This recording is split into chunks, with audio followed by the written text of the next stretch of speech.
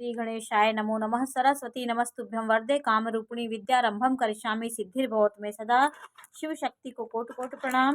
मेरे श्रोतागण, मैं आज आपको पंचम भाव के स्वामी का 12वें भाव में उपस्थिति के बारे में जानकारी दे रही हूँ कि पंचम भाव का स्वामी किस भाव में क्या फल देता है।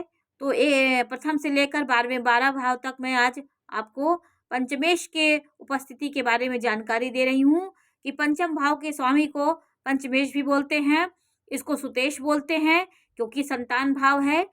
ये सबसे ये इस भाव को बहुत महत्व दिया जाता है क्योंकि विद्या, बुद्धि, संतान, जो भी जीवन में ज्ञान के मामले में जो चीज़ें होती हैं वो हम पंचम भाव से देखते हैं।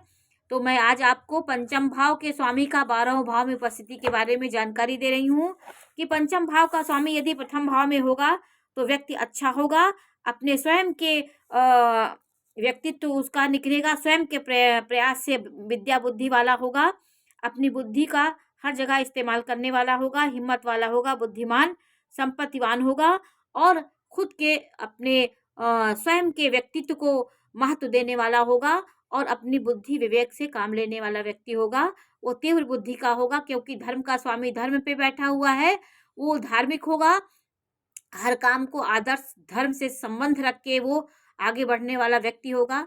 तो धर्म का स्वामी धर्म में बैठ जाए और ये त्रिकोण भाव भी होता है प्रथम, तो ये अति उत्तम योग होता है। आपकी बुद्धि बचपन से ही तीव्र होगी और आप अपनी विद्या अध्ययन में सतत प्रयासरत रहने वाले और धार्मिक व्यक्ति होंगे। पंचमेश द्वितीय में होगा तो व्यक्ति अपने कुटुंबियों का प्रिय होगा, पैसा भी उसको पैसे की कभी कमी नहीं होगी और वो व्यक्ति सतत प्रयत्न करने वाला होता है, पैसे से पैसे को बढ़ाने वाला, अपनी बुद्धि से अपने विकास को करने वाला होता है, पैसा को पैसे से ही बढ़ाने वाला होता है और किसी काम के प्रति उतावलापन नहीं होता, स्थिर होता है। तो पैसा बचाने वाला भी होगा और धर्म कर्म में खर्चा करने वाला व्यक्ति होगा।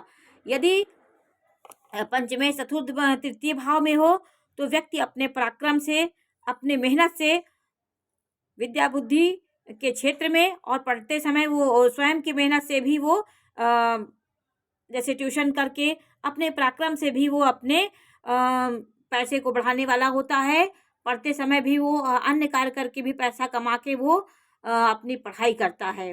तो किसी के आश्रित नहीं रहता, अपने पराक्रम को विशेष ध्यान देने वाला व्यक्ति होता है। और पंचम भाव का स्वामी यदि चतुर्थ भाव में बैठा है तो व्यक्ति अपने विद्या बुद्धि से सुख प्राप्त करने वाला होता है, उसका पढ़ाई में मन लगता है, वो व्यक्ति उच्च शिक्षा की पढ़ाई करता है, उसकी शिक्षा में कोई व्यवधान नहीं होता है, उच्च शिक्षा के बाद भी शिक्षा प्राप्त करने वाला होता है, बुद्धिमान होता है, पढ़ाई लिखाई में मन लगाता है और सबको अपने ज्ञान को देने वाला होता है। तो चतुर्थ और पंचम का ये योग होता है, इसको क्या कहते हैं, इसको ये आपका एक राजयोग का निर्माण हुआ। पंचम भाव का स्वामी चतुर्थ में गया तो ये अपने आप में एक राजयोग का निर्माण करता है। और पंचम भाव का स्वामी यदि पंचम भाव में बैठा है तो अति उत्तम योग होता है। व्यक्ति अपने विकास से, अपनी बुद्धि, अपनी स्वयं के घर में पंचमेश बैठा है तो अच्छी विद्या बुद्धि होगी, बुद्धिमान होगा, पढ़ाई लिखाई में मन लगाने वाला होगा, पढ़ाई से आपका मन नहीं हटता, पढ़ाई से आप आगे भी बढ़ने की कोशिश करते हैं और कितने लोगों को अपने विद्या को बांटने वाले होते हैं। और पंचमेश यदि छठवें भाव में हो तो आपकी पढ़ाई लिखाई में कहीं ना कहीं दिक्कत आएगी, शत्रुओं से कहीं ना कहीं आप परेशान होंगे और आपकी पढ़ाई में कहीं शत्रुता होगी, घर में ही कोई ऐसा समस्याएं आएंगी, मित्रों से भी आपको कहीं ना कहीं आप भटका देंगे मित्र भी आपके। तो ये शत्रु का भाव होता है, इसमें कहीं ना कहीं आपकी विद्या अध्ययन में कहीं ना कहीं व्यवधान आ सकता है। सप्तम भाव में यदि पंचमेश है तो ये भी केंद्र त्रिकोण का योग होता है। पंचमेश सप्तम भाव में होगा तो आपकी पत्नी अच्छी होगी, पत्नी के मामले में आप बहुत होंगे, पत्नी धार्मिक होगी, प्रेम विवाह भी आपका हो सकता है, 80% प्रेम विवाह का योग होता है। सातवें भाव में सातवें में पंचमेश होगा तो व्यक्ति के जीवन में परिवर्तन आता है। यह योग आपके लिए पंचमेश का ये योग केंद्र त्रिकोण का भी योग होता है। पत्नी के सहयोग से आप आगे बढ़ने वाले व्यक्ति होंगे। अष्टम भाव में यदि पंचमेश है तो आपके संतान आपकी कहीं ना कहीं संतान से कहीं आपको कष्ट मिल सकता है, पत्नी से भी दुखी हो सकते हैं और आपके जीवन में कहीं ना कहीं अवरोध और अवरोधों का सामना करना पड़ता है। पंचमेश यदि नवम भाव में है तो ये अति उत्तम योग है। आप धार्मिक होंगे, धार्मिक होंगे, संतान भी आपकी धार्मिक होगी, पत्नी धार्मिक, भाग्यशाली पत्नी का योग आपके जीवन में बहुत रहेगा। पत्नी के आने के बाद भी आपके जीवन में तरक्की होगी, उन्नति होगी और पढ़ाई लिखाई में भी आपको प्रतिष्ठा मिलेगी। और पंचमेश दशम भाव में है तो ये कैरियर के मामले में बहुत अच्छा होता है। ये भी एक प्रकार का केंद्र त्रिकोण का योग हुआ। पंचम भाव का स्वामी दशम में बैठा हुआ है तो आप उच्च कोटि के वक्ता होंगे, उच्च कोटि के आपकी दिमाग होगा, जहाँ रहेंगे वहाँ बॉस लीडर बने रहेंगे। अपनी विद्या बुद्धि से आप बहुत ख्याति प्राप्त करने वाले होंगे, आपका नाम होगा, आप अपने जहाँ पे जिस स्थिति पर रहेंगे वहाँ एक अलग व्यक्ति के रूप में पहचाने जाएंगे। तो ये भाव भी आपकी उन्नति कराने वाला होता है। तब सबसे महत्वपूर्ण भाव होता है पंचमेश एकादश में होगा तो आप अच्छी बुद्धि आपके पास होगी, बुद्धि से आप हर जगह लाभ प्राप्त करने वाले होंगे, आपके लाभ के मार्ग खुले रहेंगे। जहाँ पे होगा आप लाभ प्राप्त कर लेंगे, क्योंकि यहाँ पर सूर्य यहाँ कारक हो जाता है और सूर्य यहाँ बलि हो जाता है, मंगल भी यहाँ बलि होता है, हर ग्रह इस भाव में बलि हो जाते हैं। तो पंचमेश लाभ भाव में आपको विद्या बुद्धि से आपको हर जगह लाभ प्राप्त होगा। आप अपने लाभ से आपकी संतान भी आपकी आज्ञाकारी होगी, क्योंकि लाभ भाव का स्वामी सप्तम को देखेगा, पंचम को देखेगा, तो आपकी कहीं ना कहीं आपकी ये भाव को मजबूती देता है। तो आपकी कहीं आप 12वें भाव में अगर आपका पंचमेश हुआ तो आप पढ़ाई के लिए आप बाहर भी जा सकते हैं। आपकी पढ़ाई अवरोध होगी, आप कहीं ना कहीं बाहर से पढ़ाई करेंगे तो आपका फ़ायदा होगा। पढ़ाई के में आपको व्यवधान आएगा, कहीं ना कहीं आपको भटकना पड़ता है। पंचमेश इस भाव में होगा तो पुत्र संतति आपकी होगी।